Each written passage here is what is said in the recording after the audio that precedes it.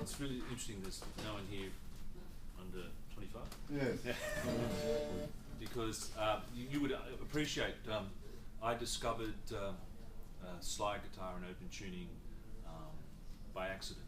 Nowadays, you just go on a computer and go, just Google. You'll find something. But I used to play in a band with a guy at school when I was 13 or 14, and I lived a long way from where he lived, and we used to ring each other up at night. And, I got a new chord. It's a B7, and put the phone down.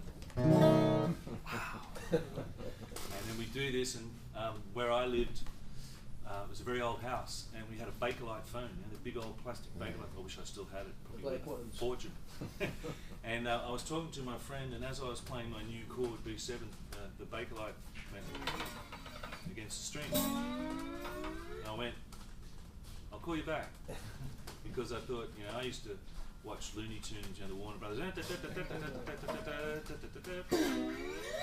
thought that's how they make, because I had no idea.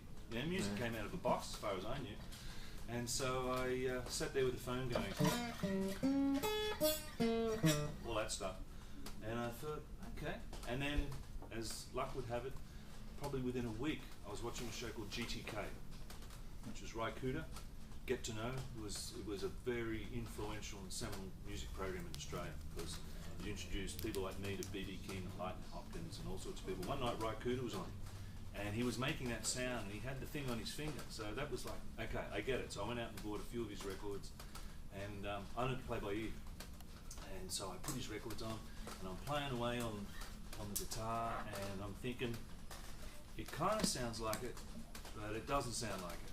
And then, so I think it was on school holidays or something, and I did what is part of your 10,000 hours. I sat in my room for days trying to figure out why my guitar didn't sound like his. And after eventually I sort of started retuning the guitar, and I found, if anyone knows any Ry Cooder songs, you might know this one.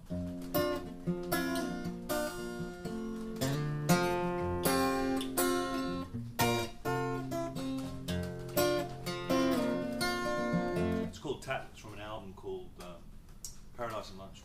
Beautiful guitar player. And that's when sort of the tumbler started to unlock. It's like, okay, they're tuned differently. Like I said, now I could Google that, find out in 2 minutes exactly, and watch him do it. But back then it was a bit different. So I started learning how to play in these different shapes. And the other,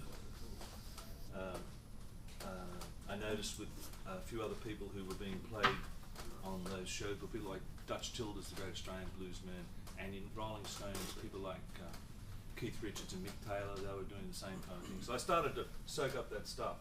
So that's how I came upon this kind of guitar.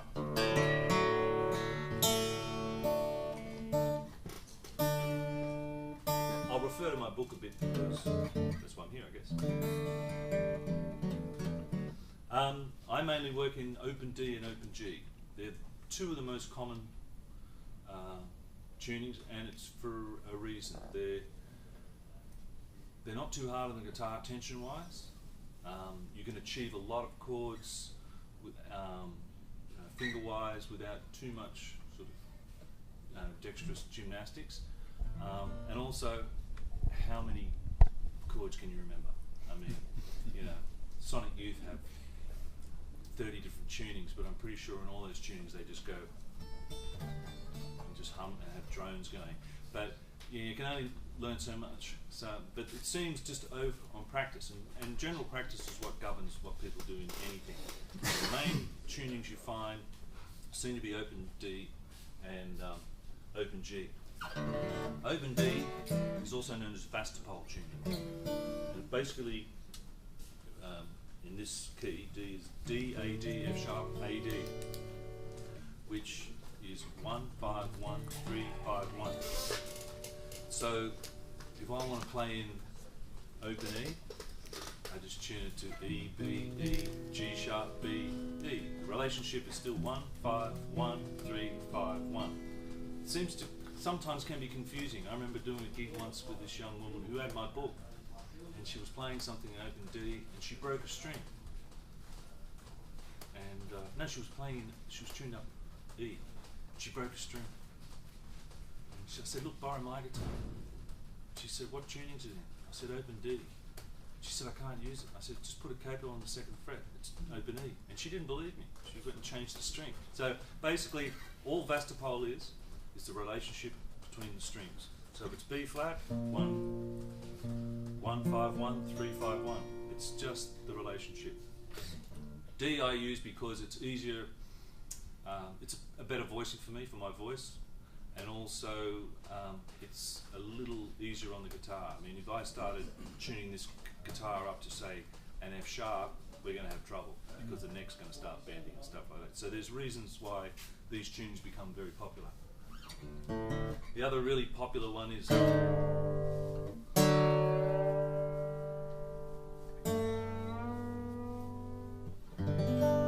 open G, or Spanish as it's called. I should explain why that tune is called Vastopol, and it's to do with the guitar's only been a popular instrument in Western culture probably since the turn of the 20th century. Up until then, the banjo, actually even up until the 1920s, banjo was a much more popular instrument for various reasons.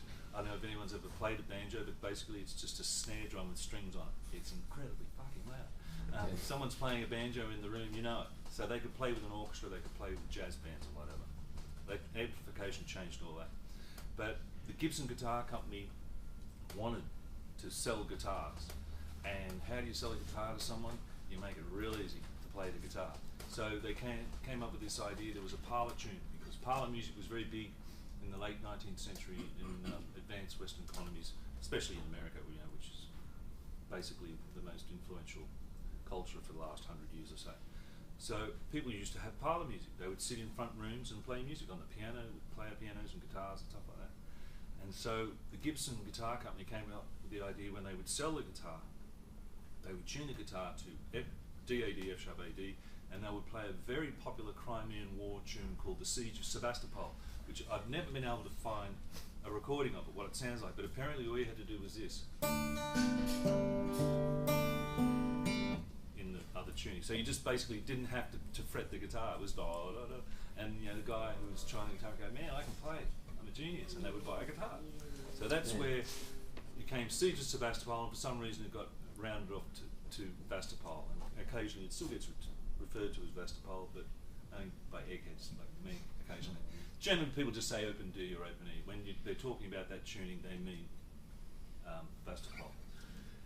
Spanish G is a bit different. You would know this tune.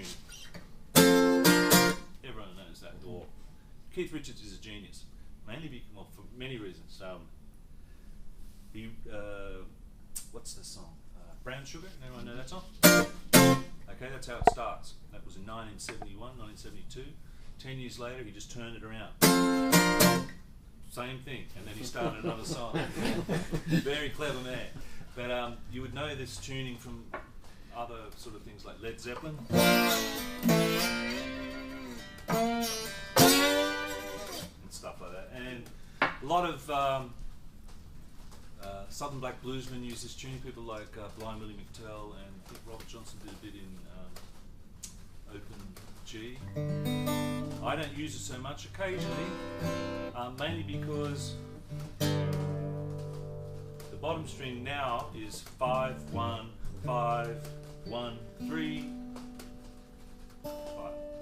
So that means the 5 is a long way down from the tonal center of the tuning is G, which is that one, which means the bottom string is a long way under. So it makes it very difficult to get chording because you've got to do a lot of stretching. And I mentioned Keith Richards, that's his main tuning. For him it was a revelation in the late 60s and 1970s, as he tells it, when he discovered open tuning. Other people say that he just stole blind from Ry Cooder and what's his name? Grievous Angel.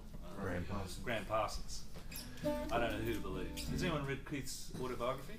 Yeah. Fascinating, but God, I didn't like him by the end of it. I thought he was one of the most selfish people ever. You have to be that successful that long, you have to be a complete bastard. And I'm sure he is. Very talented one. And you were filming all this, great. Keith speaks very highly of me. The lawsuit will be out next week. Oh, I wish. Brendan, Yeah. sorry, just quickly, should know this, but what's the difference between the Spanish G that you're talking about and the G that Keith uses, where he takes off the I was bottom going to string? say, that string being so difficult to use, he just takes it off.